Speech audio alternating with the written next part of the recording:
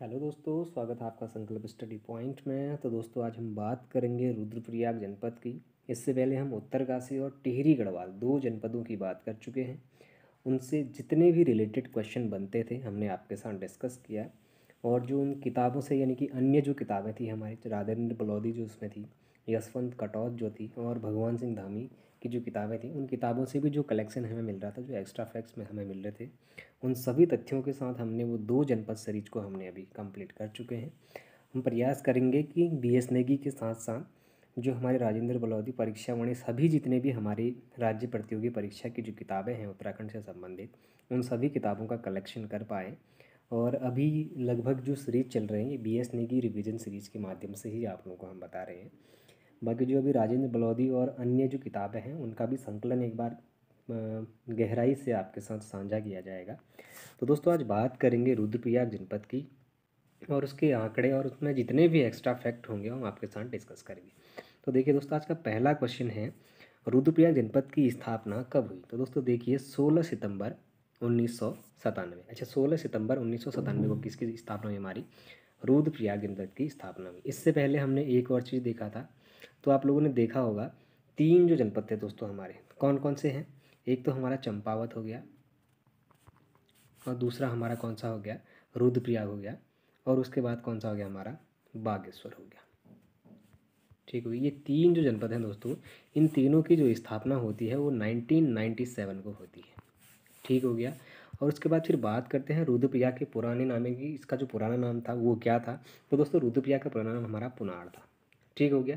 अच्छा, रुद्रप्रयाग को महाभारत काल में क्या कहा जाता था? ये क्वेश्चन इससे पहले एग्जाम में देखने को मिला था। तो दोस्तों रुद्रप्रयाग का जो हमारा महाभारत कालीन नाम था वो हमारा रुद्रावर्त था। क्या था?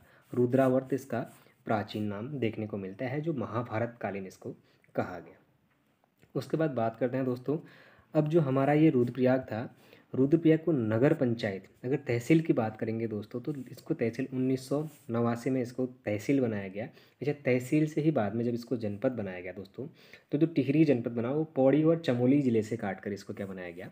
जनपद का निर्माण कराया गया 1997 में। अच्छा, इसको तहसील का दर्जा कब दिया गया? तो 1989 में इसको तहसील का दर्जा दिया गया। और दोस्तों इसमें अगर नगर पंचायत, इसकी अगर नगर पंचायत और नगर पालिका की बात करेंगे तो दोस्तों 2002 में रुद्रप्रयाग नगर पंचायत बनी, और 2006 में इसको नगर पालिका का भी दर्जा दिया गया। फिर बात करेंगे दोस्तों रुद्रप्रयाग जनपद की भौगोलिक स्थिति के बारे में। तो देखिए दोस्तों, जो हमारा रुद्रप्रयाग जनपद है, अगर इसके क्षेत्रफल की बात करेंगे तो दोस्तों 1984 वर्ग किलोमीटर इसका क्या है? क्षेत्रफल है। अगर सबसे छोटा अगर जो हमारा जनपद है जिसका क्षेत्रफल की बात करेंगे तो दोस्तों हमारा 1766 में एक जनपद है जो हमारा कौन सा है? चंपावत है। ठीक हो गया। अगर बात करेंगे तो उसके बाद हमारा रुद्रप्रयाग कितने में है दोस्तों? हमारा 1984 वर्ग किलोमीटर क्षेत्रफल पर फैला हुआ है। फिर बात करेंगे रुद्रप्रयाग जनपद के प्रशासन के बारे में। तो दोस्तों जो हमारा रुद्रप्रयाग जनपद है इसके जनघनत्व की बात करेंगे तो 122 इसका जनघनत्व है। इससे पहले मैंने आपके साथ सबसे कम और सबसे अधिक जनघनत्व की भी बात करी हुई है। उसके बाद देखते हैं दोस्तों रुद्रप्रयाग जनपद के लिंगानुपात की बात करेंगे तो दोस्तों 1114 इसका क्या हमारा लिंगानुपात है। ठीक हो गया। फिर बात करेंगे पुरुष साक्षरता दर की। तो दोस्तों देखिए, जो हमारा उत्तराखंड जो राज्य है, उत्तराखंड राज्य में हमारा अगर पुरुष साक्षरता दर की दृष्टि से प्रथम जिले की बात करेंगे तो दोस्तों हमारा रुद्रप्रयाग आता है। ठीक हो गया। अगर महिला की दृष्टि से कहेंगे तो दोस्तों महिला में हमारा फिर देहरादून चले जाता है, लेकिन अगर पुरुष साक्षरता दर की दृष्टि से अगर बात करेंगे तो दोस्तों हमारा कहाँ पर आता है? रुद्रप्रयाग में आता है। ठीक हो गया। फिर उसके बाद बात करेंगे उत्तराखंड का दूसरा सबसे अधिक ग्रामीण आबादी वाला जिला। अच्छा दोस्तों देखिए, ग्रामीण आबादी की बात करेंगे तो दोस्तों जो हमारे सबसे ज़्यादा अधिक ग्रामीण हैं वो हमारे पौड़ी में है। पौड़ी के बाद जो दूसरा जो हमारा पड़ता है दोस्तों वो कहाँ पर हमारे ग्रामीण आबादी? रुद्रप्रयाग जनपद में। ठीक हो गया। फिर इसका बात करते हैं रुद्रप्रयाग में विधानसभा सीटें कितनी हैं? तो दोस्तों रुद्रप्रयाग में हमारी 2 विधानसभा सीटें। अच्छा, वो 2 विधानसभा सीटें कौन कौन सी हैं उनके बारे में। तो दोस्तों पहला जो हमारा विधानसभा सीट है वो हमारा रुद्रप्रयाग है। कौन सा है पहला? पहला तो हमारा रुद्रप्रयाग ही है। और जो दूसरा है दोस्तों हमारा, दूसरा हमारा केदारनाथ है। ठीक हो गया।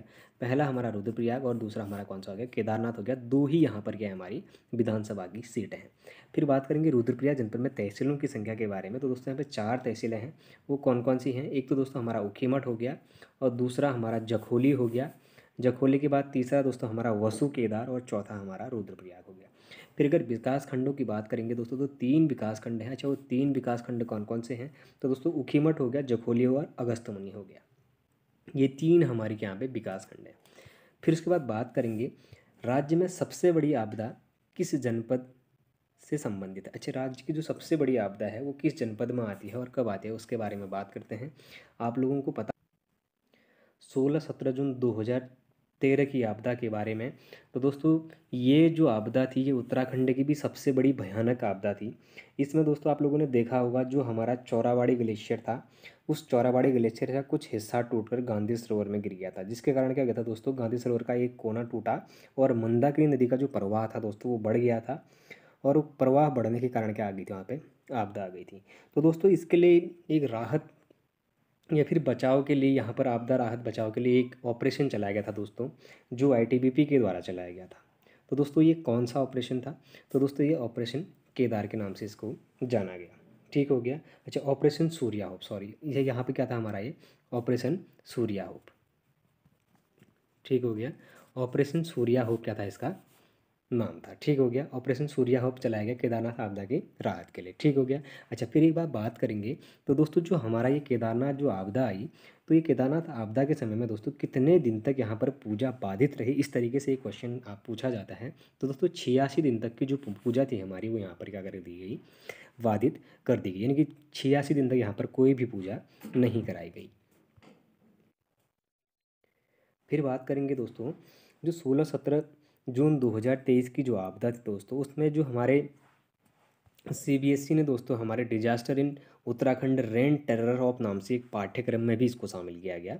और ऑपरेशन केदार के तहत दोस्तों, जो ऑपरेशन केदार था, जो हमने यहाँ ऑपरेशन सूर्या होप रहेगा, लेकिन जो हमारा ऑपरेशन केदार भी है, ऑपरेशन केदार के तहत दोस्तों जो हमारा क्या कहते हैं, ये जो आपदाग्रस्त क्षेत्र था उसका पुनर्निर्माण करने के लिए ऑपरेशन केदार चलाया गया, जो हमारे निम के द्वारा चलाया गया था, नेहरू इंस्टीट्यूट माउंटेनिंग के द्वारा चलाया गया था, जो हमारा कब से चलाया गया, 11 सितंबर 2014 से चलाया गया। ठीक हो गया। अच्छा, ऑपरेशन जो केदार है ये कब से चलाया गया दोस्तों, 11 सितंबर 2014 से चलाया गया। और किसके द्वारा चलाया गया, ये निम के द्वारा चलाया गया, यानी कि नेहरू इंस्टीट्यूट माउंटेनिंग के द्वारा यहाँ पे ये चलाया गया था। ठीक हो गया। उसके बाद फिर बात करते हैं नेक्स्ट क्वेश्चन की। तो देखिए दोस्तों रुद्रप्रयाग जनपद की प्रमुख नदियों के बारे में बात करते हैं।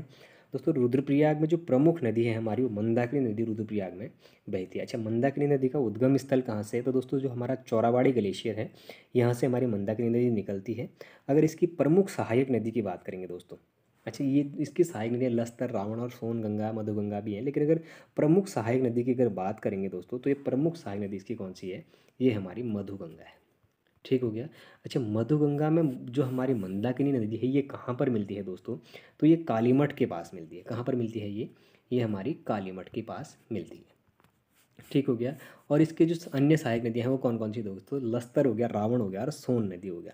आप लोगों ने देखा होगा लस्तर नदी और ये मंदाकिनी, इनसे हमारे अधिकतर क्वेश्चन देखने को अभी मिले भी थे। थोड़े दिन पहले अलकनंदा में पश्चिम की ओर से मिलने वाली नदी के बारे में भी जिक्र किया गया था, जो फॉरेस्ट गार्ड पटवारी की किसी एक एग्जाम में देखने को मिला था। फिर बात करते हैं दोस्तों तुलसीदास ने रामचरितमानस में मंदाकिनी को क्या कहा है। तो दोस्तों हमारे तुलसीदास जी थे, तुलसीदास जी ने हमारी जो मंदाकिनी को रामचरितमानस में सुरसुरी की धारा कहा है। क्या कहा, सुरसुरी की धारा कहा गया। फिर देखिए दोस्तों अगला क्वेश्चन, रुद्रप्रयाग जनपद के बुग्याल और प्यारों की बात करते हैं। तो दोस्तों हमारा जो कसने खर्क बुग्याल है ये हमारे रुद्रप्रयाग में जो मदमहेश्वर मंदिर है दोस्तों उसके पास में स्थित है। ठीक हो गया।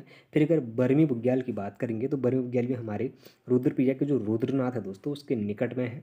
और फिर बात करेंगे हमारे चोपता बुग्याल की, तो चोपता बुग्याल भी हमारा रुद्रप्रयाग जनपद में स्थित है। और जो अली बुग्याल है दोस्तों वो भी हमारा कहाँ पर है, रुद्रप्रयाग जनपद में स्थित है। उसके बाद दोस्तों हमारा एक मनणी बुग्याल भी है, वो भी हमारा रुद्रप्रयाग में है।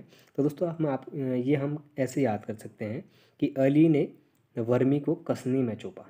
ठीक हो गया, अली ने वर्मी को कसनी में चोपा, एक ट्रिक बना सकते हैं हम इसको याद करने के लिए। उसके बाद बात करते हैं रुद्रप्रयाग जनपद की प्रसिद्ध गुफाओं के बारे में। तो दोस्तों देखिए ब्रह्मा गुफा, जो हमारे दोस्त ये ब्रह्मा गुफा या भीम गुफा कहीं केदारनाथ के पास में स्थित है ये। और दोस्तों जो ये हमारा दूसरा ध्यान गुफा है दोस्तों, इसी ध्यान गुफा में जो हमारे प्रधानमंत्री नरेंद्र मोदी जी थे इन्होंने यहाँ पर क्या करी थी, ध्यान किया हुआ था, साधना की हुई थी, इसीलिए ध्यान गुफा इसका नाम रखा गया। फिर बात करेंगे कोटेश्वर गुफा। तो दोस्तों जो ये कोटेश्वर गुफा है ये भी हमारा कोटेश्वर महादेव के नाम से भी इसको जाना जाता है और ये अलकनंदा नदी के तट पर स्थित है, ये कोटेश्वर महादेव गुफा। ठीक हो गया। फिर उसके बाद बात करते हैं मिश्रित वन खेती मॉडल के लिए उत्तराखंड में किसको श्रेय जाता है। अच्छा, मिश्रित वन खेती मॉडल का जो श्रेय जाता है दोस्तों, ये हमारे जगत सिंह चौधरी जी को जाता है। अच्छा, जगत सिंह चौधरी को ही हमारा जंगली नाम से भी जाना जाता है। जो जगत सिंह चौधरी हैं, इन्हीं का जो उपनाम है वो हमारा क्या है, जंगली इनको कहा जाता है। और दोस्तों अभी कुछ दिनों पहले ही आपने देखा होगा, जो मैंने करंट अफेयर से भी एक क्वेश्चन इनसे रिलेटेड बनाया था, इनको पुरस्कृत भी किया गया था, मिश्रित वन खेती मॉडल से संबंधित है। ठीक हो गया। अच्छा, उसके बाद बात करेंगे राज्य में सबसे कम कृषि योग्य भूमि कहाँ पर है। तो दोस्तों ये हमारे कहाँ पर है, रुद्रप्रयाग पर। अच्छा, सबसे ज़्यादा असंचित भूमि कहेंगे तो वो कहाँ पर है हमारी, वो हमारी चमोली में। ठीक हो गया। असंचित भूमि कहाँ पर होगी हमारी, चमोली में होगी। अगर बात करेंगे सबसे कम कृषि योग्य भूमि की, वो कहाँ पर है हमारे दोस्तों, वो हमारी रुद्रप्रयाग जनपद में है। अच्छा, सबसे अधिक कृषि कहाँ पर करी जाती है, तो उधम सिंह नगर और हरिद्वार में हमारी कृषि करी जाती है। ठीक हो गया। फिर बात करते हैं दोस्तों रुद्रप्रयाग जनपद की झीलें और ताल और ग्लेशियरों के बारे में। तो देखिए दोस्तों, रुद्रप्रयाग जनपद में झील, ताल और ग्लेशियर में देखेंगे तो गांधी सरोवर, अच्छा गांधी सरोवर, सरिया ताल या फिर चौराबाड़ी ताल, ये सभी एक ही नाम है दोस्तों। ठीक हो गया। या फिर सरवदी ताल के हैं। अब देखिए दोस्तों, देवरिया ताल भी हमारा कहाँ पर है, रुद्रप्रयाग जनपद में है। बांदड़ी ताल हो गया, बासुकी ताल, भेंक ताल, सुखदी ताल और केदारनाथ। ठीक हो गया। केदारनाथ हो गया, केदारनाथ ग्लेशियर और चौराबाड़ी ग्लेशियर। अच्छा, दो ग्लेशियर यहाँ पे हैं, एक हमारा कौन सा है, केदारनाथ ग्लेशियर है, दूसरा हमारा कौन सा हो गया, चौराबाड़ी ग्लेशियर हो गया। अच्छा दोस्तों, बात करेंगे सबसे पहले गांधी सरोवर की, या फिर सरवदी ताल बोलें या फिर सरिया ताल, चौराबाड़ी ताल, जो केदारनाथ के पास ही कुछ ही दूरी पर स्थित है। फिर बात करेंगे दोस्तों ये सरवदी ताल की। तो दोस्तों इस सरवदी ताल में 1948 में गांधी जी की जो अस्थियां हैं दोस्तों, वो विसर्जित की गई, इसीलिए इसका नाम दोस्तों गांधी सरोवर भी देखने को मिलता है। फिर बात करेंगे देवरिया ताल की। तो दोस्तों ये भी हमारे पुराणों में इसको इंद्र सरोवर कहा गया। ठीक हो गया। जो ये देवरिया ताल है, इसको क्या कहा गया दोस्तों, इसको इंद्र सरोवर भी कहा गया। कहाँ पर, पुराणों में, इंद्र सरोवर। ठीक हो गया।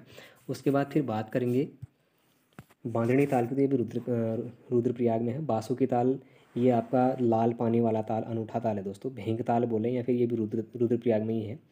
और उसके बाद जो हमारा सुखदी ताल है, ये भी वहीं पर है। और केदारनाथ ग्लेशियर दोस्तों, ये हमारा रुद्रप्रयाग जनपद में है। बाकी चौराबाड़ी ग्लेशियर जो हमारा, जिससे मंदाकिनी नदी निकलती है, ये भी हमारा कहाँ पर है, रुद्रप्रयाग जनपद में स्थित है। ठीक हो गया। फिर उसके बाद बात करते हैं रुद्रप्रयाग जनपद में कुंडों के बारे में। तो देखिए दोस्तों, जो हमारा गौरी कुंड है, ये हमारा कहाँ पर है, ये हमारा रुद्रप्रयाग में। अच्छा, ये जो गौरी कुंड है, ये कैसा कुंड है दोस्तों, ये गर्म कुंड है। ठीक हो गया। उसके बाद बात करेंगे नंदी कुंड की। तो दोस्तों जो नंदी कुंड है, ये ठंडे पानी का कुंड है। फिर बात करेंगे कि पार्वती कुंड की। तो पार्वती कुंड भी जो ये गौरी कुंड नामक स्थान में ही है, जो हमारा गौरी कुंड है, इसी के आसपास में जो पार्वती कुंड है, ये भी है। उसके बाद सरस्वती कुंड जो दोस्तों, ये त्रिजुगी नारायण मंदिर के पास स्थित है। ठीक हो गया। और जो भौरी अमोला कुंड है दोस्तों, ये भौरी अमोला कुंड में हमारे रुद्रप्रयाग जनपद में स्थित है। हम इसको ऐसे याद कर सकते हैं दोस्तों, गौरी नंदा का पार्वती से झगड़ा हुआ तो सरस्वती भौरी गई। ठीक हो गया। एक ट्रिक बना के हम इसको याद कर सकते हैं कि गौरी नंदा का पार्वती से झगड़ा हुआ तो सरस्वती भौरी गई। कहने का मतलब है कि गौरी कुंड, नंदी कुंड, पार्वती, सरस्वती और भौरी अमोला कुंड हो गए। ठीक हो गया। फिर उसके बाद बात करते हैं रुद्रप्रयाग जनपद के प्रमुख पर्यटक स्थलों के बारे में। तो देखिए दोस्तों, रुद्रप्रयाग जनपद के जो पर्यटक स्थल हैं उनके बारे में बात करते हैं। सबसे पहले अगस्त मुनि की बात करेंगे दोस्तों। अगस्त मुनि मंदाकिनी और धूलगढ़ नदी के संगम पर स्थित है। किस किस के, एक तो हमारे मंदाकिनी हो गया और दूसरा हमारा कौन सा हो गया, धूलगढ़। ठीक हो गया। मंदाकिनी और धूलगढ़ नदी के संगम पर कौन सा स्थित है, हमारा अगस्त मुनि स्थित है। और ये हमारा एक पर्यटक स्थल है दोस्तों। ठीक हो गया। दूसरे अगर बात करेंगे सोनप्रयाग की, तो दोस्तों ये सोनप्रयाग, जहाँ बासुकी और मंदाकिनी नदी का संगम होता है, वो स्थान कौन सा है हमारा, सोनप्रयाग। अच्छा, कौन कौन सी नदी का कहा मैंने, बासुकी और मंदाकिनी का जहाँ पर संगम होता है, वो हमारा सोनप्रयाग है। ये भी हमारा एक पर्यटक स्थल है। फिर बात करेंगे दोस्तों हमारा चोपता का। तो दोस्तों एक चोपता हमारे प्रसिद्ध पर्यटक स्थल है। यहाँ पर जो भगवान तुंगनाथ मंदिर भी स्थित है यहीं के आसपास में, और यहाँ छोटे छोटे बुग्याल भी हैं, इसलिए इसको चोपता बुग्याल के भी नाम से जाना जाता है। ठीक हो गया। फिर बात करेंगे ऊखीमठ और गुप्त काशी और तिलवाड़ा, ये प्रसिद्ध पर्यटक स्थल भी हमारे कहाँ पर है, रुद्रप्रयाग जनपद में स्थित है। फिर बात करते हैं रुद्रप्रयाग जनपद के प्रसिद्ध मंदिरों के बारे में।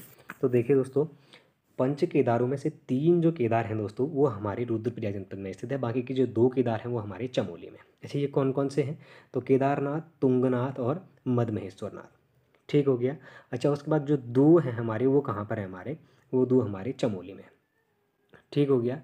अच्छा, जो हमारे केदारनाथ हैं, तुंगनाथ है और मधमहेश्वरनाथ है। अच्छा, रुद्रप्रयाग जनपद में सबसे ऊंचाई पर स्थित जो मंदिर समूह है वो हमारा तुंगनाथ है। ठीक हो गया। फिर उसके बाद देखिए दोस्तों हम बात करेंगे ओंकारेश्वर मंदिर, जो हमारा कहाँ पर है, ये भी हमारा रुद्रप्रयाग जनपद में है। अच्छा, ओंकारेश्वर मंदिर जिसका निर्माण किसने किया था दोस्तों, ये हमारे आदि गुरु शंकराचार्य ने किया था। किसने किया था, आदि गुरु शंकराचार्य ने करा था।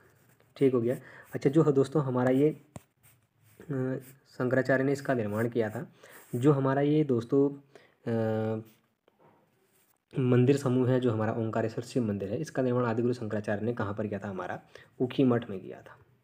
कहाँ पर किया था, ऊखी मठ में इसका निर्माण किया गया था। फिर बात करते हैं अगले मंदिर की। तो दोस्तों देखिए, फिर करते हैं हम बात अर्धनारीश्वर मंदिर की। दोस्तों अर्धनारीश्वर मंदिर ये हमारा कहाँ पर है, ये हमारा गुप्त काशी में है। ठीक हो गया। गुप्त काशी कहाँ पर हो गया हमारा, ये हमारा रुद्रप्रयाग में हो गया। फिर बात करेंगे कोटेश्वर महादेव मंदिर की। तो दोस्तों जो हमारा ये कोटेश्वर महादेव मंदिर है, ये भी हमारा रुद्रप्रयाग में एक गुफा मंदिर है। फिर बाणासुरगढ़ मंदिर। अच्छा, बाणासुर का किला कहाँ पर है, ये हमारे चंपावत पे है। कहाँ पर है हमारा ये चंपावत में है। अगर बाणासुरगढ़ मंदिर कहेंगे तो दोस्तों ये कहाँ पर हो गया हमारा, ये रुद्रप्रयाग जनपद में हो गया। ठीक हो गया। फिर उसके बाद बात करते हैं त्रियुगी नारायण मंदिर या फिर त्रियुगी नारायण मंदिर। तो दोस्तों में शिव और पार्वती का विवाह स्थल है। ठीक हो गया। ये क्वेश्चन पूछा गया है, शिव पार्वती विवाह। ठीक हो गया।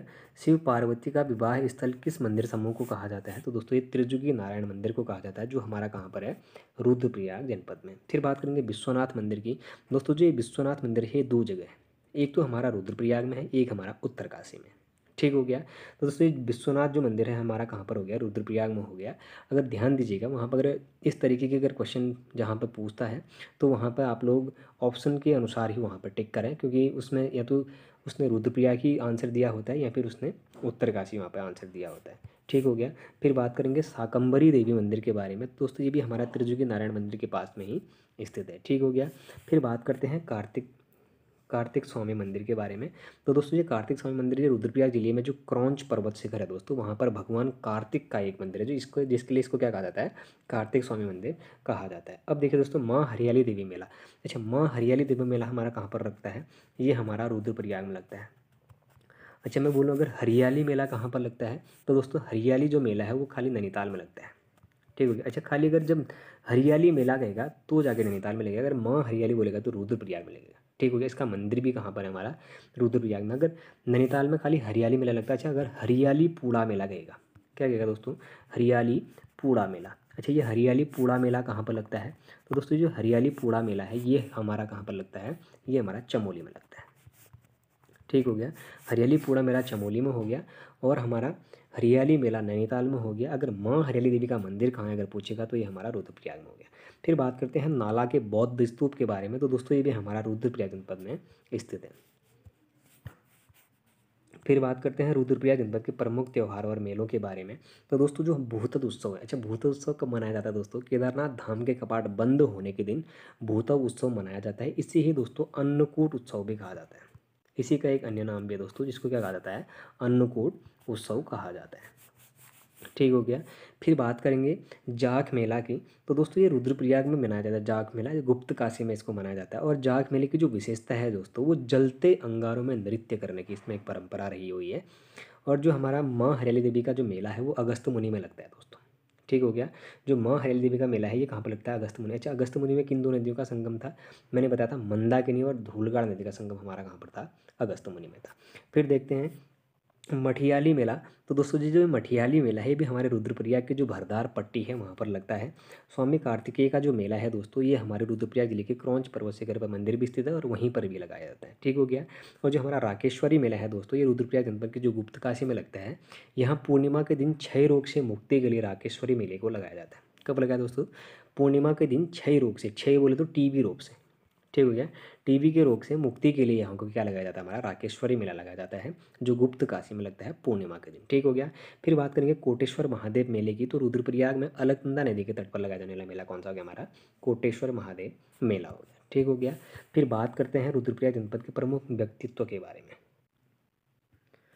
तो देखिए दोस्तों, सबसे पहले देखेंगे हम उमा शंकर सतीश जी को। तो उमा शंकर सतीश जी का जो संबंध है दोस्तों वो हमारे रुद्रप्रयाग जिले से है। इनकी प्रसिद्ध पुस्तक है ए लिंग्विस्टिक स्टडी ऑफ जॉनसार। कौन सी होगी?